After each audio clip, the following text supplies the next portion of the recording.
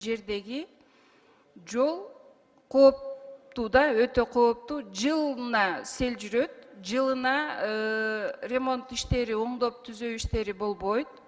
Анан ошол жерди карагыла деп мына транспорт министрлиги да отурат. Мен бир ай мурда айтканмын, эгер сизге айтып барган болсо. Анан азыр ошол жолду алып кеткен. Ал жол жок да, сиз үйлөрдү айтып атасыз. Үйлөргө да кирген. МЧС барып иштеген эмес. Алиге чейин жол восстановление болгон эмес. Менде ошондой маалымат бар да. Анан сиз айтып атасыз, жергиликтүү комиссия түзүлүп иштеп жатат деп атасыз да. Айсара Нишановна, Угуп атам. биздин уставыбыз боюнча, МЧСтин уставыбыз боюнча биз калкты коргойбуз. Жолду эмес, лепти эмес, темир жолду эмес, айдоолорду эмес. Жолду айдап келген болсо, же жолду алып кеткен боюнча кооптуу участок жаралган болсо, жолдун өзүнүн ээси бар. Жолдун ээси, мисалы, менден кийин отчет кылабы же кийин кылабы, алар уже сизге толук маалыматты берет. Калк тууралуу ошол жердеги жабыркаланган үйлөр боюнча бул жарандык комиссиянын тобу иштеп жүрөт. Жолду алып кеткенден кийин ошо элдин, калктын жашаган тазалабайбыз. турак жайларына чейин кирип кеткен да. Менде ошондой маалымат бар деп атам. Сизде жок экен. Эгерде сиз айтып атасыз, комиссия жерде иштеп атат деп атасыз да. Эгерде сиздин комиссияңыз иштесе, анда мага андай маалымат кайрылуу болбойт эле да. Мен ошол боюнча айтып атам. Жол кимге тиешелүү, жээк кимге тиешелүү, ошо биздеги тиешелүү органдардын оорулуу жери ушул экен да. Бул мага тиешеси жок, бул мага тиешеси жок деген менен күн өтүп атат. Мынакей замыңыз жооп берип койсун. Мен айтпасам, мына айтканмын, уксаңыз замыңызды сиз. Биринчи. Айсара Нишановна, эсиңизде болсо, биз телефондо да сүйлөшкөнбүз, экөөбүз жана Мундуз деген участок боюнча. Начальник управления Асан Сулайманов деген сизге келип кеткен, түшүндүрүп берген ошол маселе боюнча. Ал жолдун сол бети, сайдын сол бети Минтрансқа карайт. Айыл өкмөтү менен да сиз өзүңүз сүйлөшкөнсүз, тактыктап берген. Биз ал жерде оң жагын, сайдын оң бетин бизге караштуу. Биз ал жерге 17-жылдан бери жумуш аткарылып, габион берилип келет. Быйыл да ал жерге каралган график боюнча ал жерде жумуш аткарылат. Сизге ошондо келип түшүндүрүп берген. Келип түшүндүрүп берген менен иш жасаган башка да. Алмаз Акунжанович, көрдүңүзбү? Тиешелүү органдарга 2 жылдан бери айтылып келип аткан, ооба сүйлөшүлгөн дегенден башка иш болгон жок. Айсара Нишановна, тиешелүү орган биз эмес. Сиз тиешелүү органга айттыңыз, жолдун жумушун ким алып барат? Тиешелүү орган бар, сиз туура айтып атасыз. Бирок сиз не по адресу обращаетесь.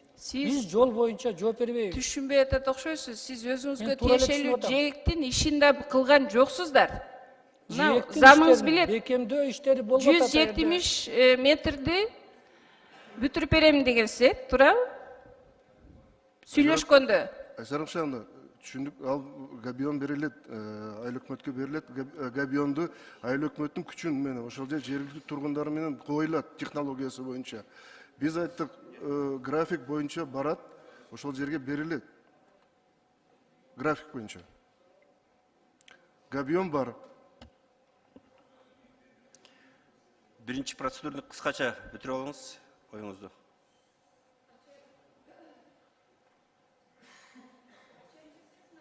Биринчи процедураны. Аппарат. Сизге тиешеси жок деп эле отурасыңар да. Тиешелүү органдар. Мага эмнеге бул күнөөнү айтып атасыз? Мага эмнеге бул күнөөнү айтып атасыз? Жок, мен МЧСке тиешелүү ишти айтып атам. Сиз мага тиешелүү жумушту айттыңыз. Габион сетка бар, алыңыздар иштетсе болот. А жол при чем тут? Бобек Эргеш. Кандай? Бобек Эргеш. Жолго кандай менин тиешем бар? МЧСтин кандай тиешеси жок? Жолго жок. Жок, мен жээк жөнүндө сүйлөп атам. Жээк тууралуу габиону сеткалар бар. Габиондун сеткаларын жасаган эмессиздер. Сиз эмнеге мага кыйкырып атасыз? Мен кыйкырган жокмун. Кандай акыңыз бар сиздин мен? Мен элдин кайрылуусун айтып атам сизге.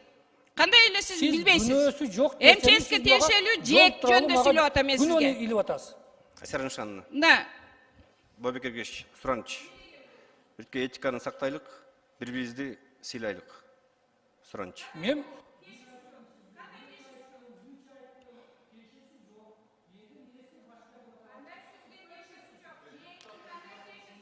Биринчи процедураны эмнеге өчүрүп койдуңар? Жээктин кандай тиешеси жок сизге? Жок, жээг боюнча 2 жылдан бери мына жасайбыз деген 170 метрди жасаган жоксуздар деп атам мен. Жасала турган иш ал бар эмес, жок. Жакын эметсеңиз, микрофонго жакын айтсаңыз, оюңузду бүтүрүп алыңыз. Микрофонго айтып атам, мына жээг жөнүндө болуп атат. 170 метрди жасап берем деп МЧС айткан. Жасаганыңар жок деп атам мен сизге.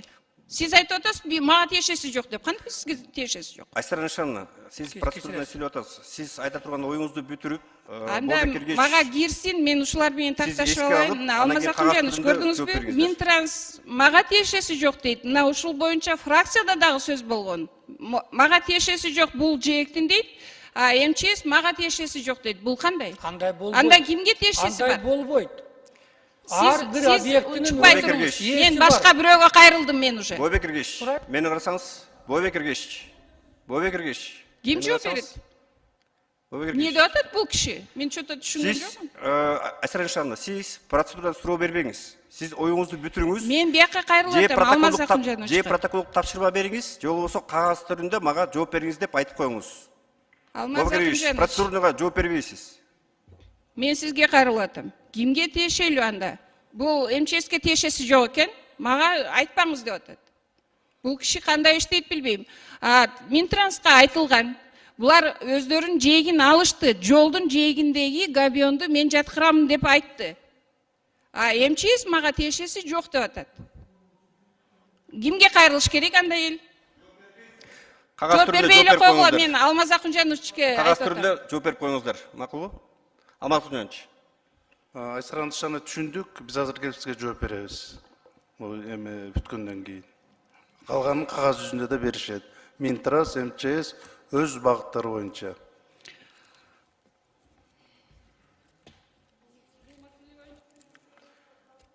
Рахмат. Кийинки сөз Кыдыкбаев Жаныбек Султан